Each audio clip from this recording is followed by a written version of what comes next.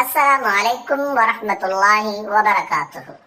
இஸ்லாமிய குழந்தைகளே, வாருங்கள், தொழுகையில் உள்ள நிலைகளின் அரபு பெயர்களையும் அதற்கான பொருளையும் நாம் தெரிந்து கொள்ளலாமா? முதலாவது அல் கியாம், கிபிலாவை முன்னோக்கி நிலை நிற்குதல். இரண்டாவது அந்நிய்யா, தொழுகைக்காக மனதில் நிய்யத் செய்தல்.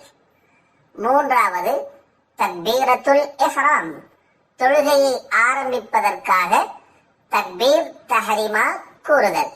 நான்காவது அல் கிராஆ, தொழுகையில் சூரத்துல் ஃபாத்திஹா மற்றும் துணை சூரா ஓதுதல். ஐந்தாவது அர் ருக்கு, குனிதல், குனிந்து நிலையில் இருத்தல்.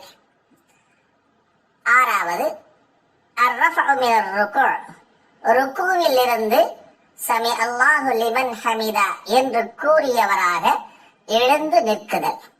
ஏழாவது அஸ்ஸுஜூத், சிரம்பணிதல். எட்டாவது ஜல்சத்து பைன சஜதத்தைன், இரண்டு சஜதாக்களுக்கு இடையில் சிறு இருப்பு இருத்தல். ஒன்பதாவது ஜல்சத்துல் இஸ்திராஹா, இரண்டாவது ரக்காஅத்திற்காக அல்லது நான்காவது ரக்காஅத்திற்காக சுஜூதில் இருந்து எழுந்திருப்பதற்கு முன்பாக சிறு இருப்பு இருந்துவிட்டு எழுந்திருத்தல். அந்த சிறு இருப்பிற்கு ஜல்சத்துல் இஸ்திராஹா என்று சொல்லப்படும்.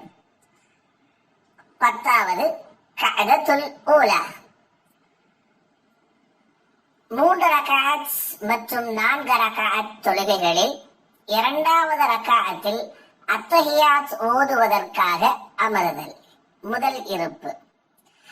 கஅதத்துல் அஹீரா, ஒவ்வொரு தொழுகையிலும் இறுதியாக அத்தஹியாத்திற்காக வேண்டி உட்காருதல் கஅதத்துல் அஹீரா, இறுதி இருப்பு என்று சொல்லப்படும். 12வது அத்தஸ்லீம், சலாம் கூறி தொழுகையை முடித்தலாகும். அஸ்ஸலாமு அலைக்கும் வரஹ்மத்துல்லாஹி வபரகாத்துஹு.